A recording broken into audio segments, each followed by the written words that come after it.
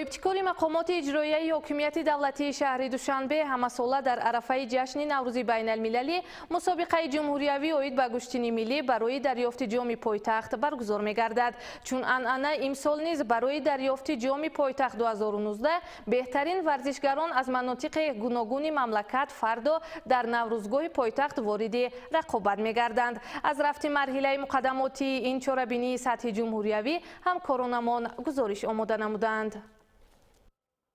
مرحله مقدماتی مسابقه جمهوریوی اوید به گشتین ملی برای دریافت جام پایتخت 2019 برگزار گردید. در مسابقه مذکور بهترین پهلوانان مملکت از ولایت‌های سوغد و ختلان، ولایت مختار کوهستان بدخشان، شهر دوشنبه و شهر نوحیه‌های تابع مرکز برای راه یافتن به دور نهایی در 8 وزن 60 65 70 75 80 90 100 و جمع 100 کیلوگرم بیش از 100 ورزشگر بین هم رقابت نمودند. واخوری‌ها در طولور مؤسسه دولتی مکتب جمهوریوی اوید با نمودهای تکواندو صورت گرفته پس از رقابت‌های طولانی با 32 ورزشگر در وزن‌های مختلف امکان دست داد تا به دور نهایی راه یابند.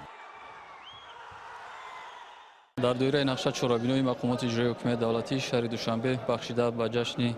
نوروز بین المللی سلسله چاره‌بینی عمومی ورزشی و سالمگردانی میان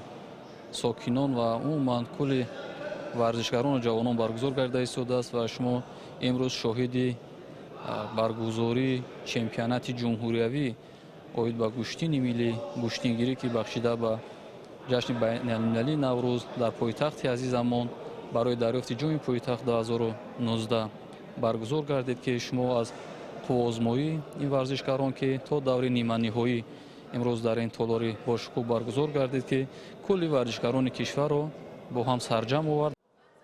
سعید جلال سعیدов یکی از پهلوانان شناخته کشور و غالب جام پایتخت 2018 در دور انتخابی که دسته دوشنبه رو نمایندگی میکند در وزن جمعی 100 کیلو بر کل رقیبان خود از بالا گردیده روی خود را به مرحله نهایی هموار ساخت. خوشبختانه هر سال پای در همه ناحیه‌ها و ده‌ها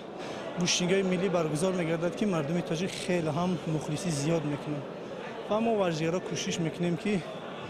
در همه مسابقه‌ها البته اشتراک کردن نتونیم کوشش میکنیم که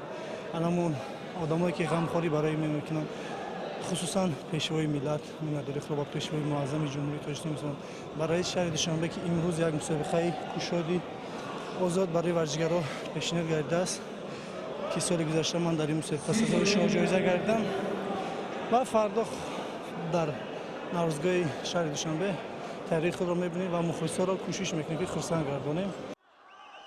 دور نهایی چاره‌بینی مذکور فردا در نوروزگاه پایتخت برگزار می‌گردد. مسابقه مذکور همساله با ابتکار مقامات اجرایی حاکمیت دولتی شهر دوشنبه در همدستی با کمیته کار با جوانان و ورزش نزد حکومت جمهوری تاجیکستان در عرفه جشن نوروز برگزار می‌گردد که بهترین پهلوانان مملکت را به هم می‌آورد. غالبان مسابقه را مدال و افتخارنامه و دیگر تحفه‌های مالی و پولی و برنده وزن مطلق را شاه جایزه автомашина сабукрав интизор аст. мақсади асосии баргузории чорабинӣ мазкур пеш аз ҳама барои рушди навъҳои варзиши суннатӣ ва барои дарёфти чеҳраҳои нав дар ин намуди варзиш ба шумор меравад.